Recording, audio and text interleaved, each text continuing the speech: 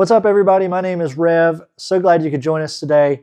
Today we're talking Legend suspension and something I think you should know before you buy the suspension for your motorcycle.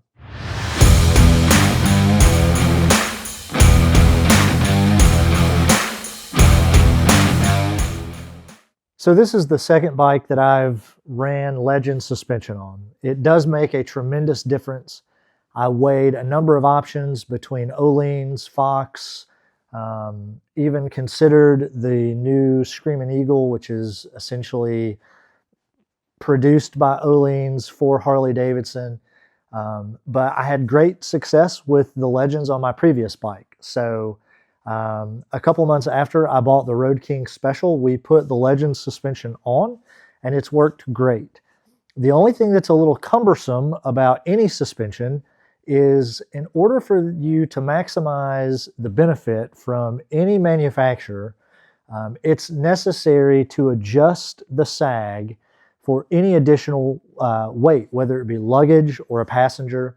And so every time my wife jumps on with me or we travel together, you got to pull the bags, turn the shocks to set the sag. Now for us, we did a lot of measuring. We know how many turns it takes to get the proper sag for her. We made marks on the Legend suspension, which you'll see here in a minute.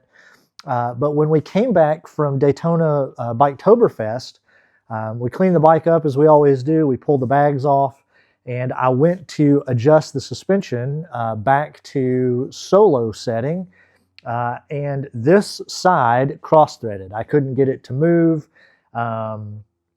We tried some penetrating oil. We tried a number of things. Couldn't get it to go in either direction. So I reached out to Legends. One of the things that you need to know is their customer service is absolutely incredible. They responded very quickly within a matter of hours.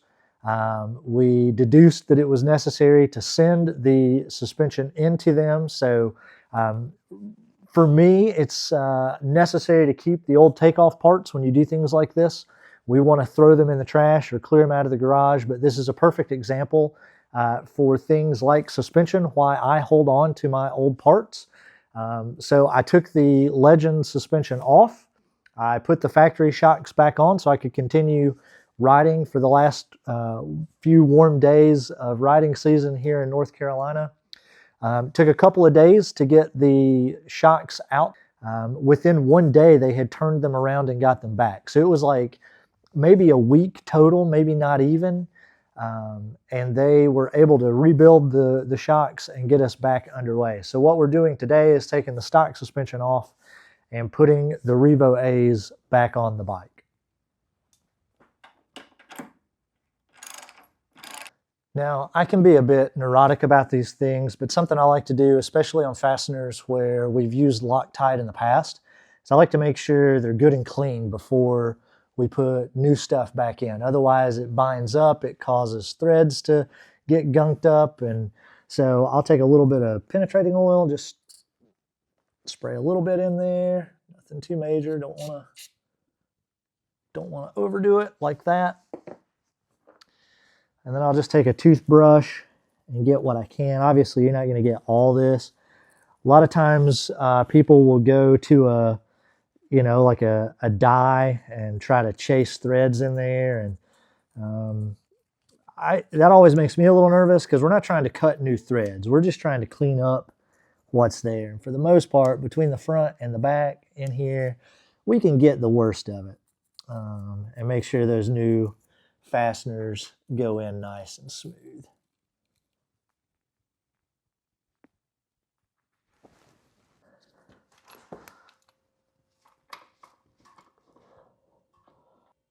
So one of the things I love about Legend suspension is their installation guide is absolutely phenomenal. Not only are there tons of YouTube videos that show you how to do this, but their installation booklet that comes with their suspension is full color. It's very simple, straightforward. Anybody can do it. This is super simple. So we take the stock flat washer off of our mounting hardware, and there are a couple spacers that Legend sends with.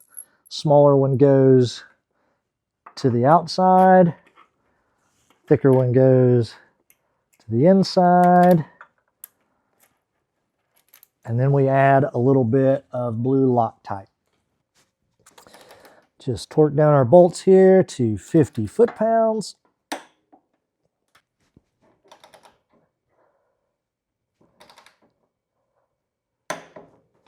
According to Legend suspension, we should be at 13 inches center of bolt to center of bolt with the 13-inch shock. For some reason, we're measuring around 12 3/4, but looking to get about an inch of sag. That's the ultimate goal, is unloaded weight to loaded weight is about an inch of sag. Now, personally, my style, I like to maybe go about 3/4 of an inch in sag, and then I adjust my rebound. Legends suggest starting at 3. I tend to like mine set on 2, but again, kind of keeping in mind that I don't have a full inch of sag. That allows me a little bit of difference when I throw my bag for work or things like that on the bike. I'm not having to constantly move a turn on the shock. Speaking of adjusting for added weight, one thing that we have done, you may notice on the spring itself, we've made some white dots here so that when I add additional weight, I can twist the shock and help me keep count of how many complete turns we've moved the suspension. Now we just put the bike back on the ground and get ready to set our sag. Then we'll pop the bags back on and be ready for the winter storm about to hit North Carolina.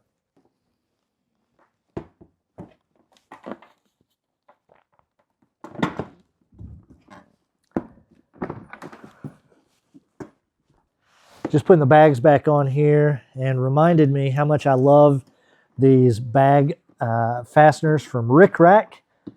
They nice billet aluminum, and they just click right in place so you know the bag is secure and don't have to worry about them coming off going down the highway. So what do I think you should know before buying suspension for your motorcycle?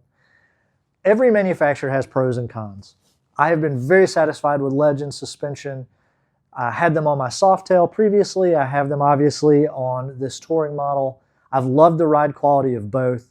I was a little disappointed when the shock cross-threaded when we got back from Daytona, but Legend made up for my disappointment in their customer service. They were excellent to work with, and I couldn't be happier with their response, and especially the response time. They did an excellent job. Did not cost me a dime to send them back out or get them returned to me. So kudos to Legends, really appreciate that.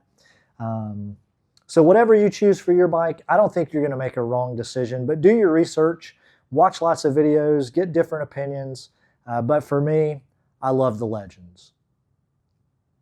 That wraps it up here for today, y'all. Thanks for stopping by. So thankful for all of you who've liked, shared, subscribed, commented. We're having a lot of fun with this stuff and hope to keep the content rolling for you. So until we meet again, let's keep them revved up. Minds, bodies, spirits, and engines too. We'll see you next time.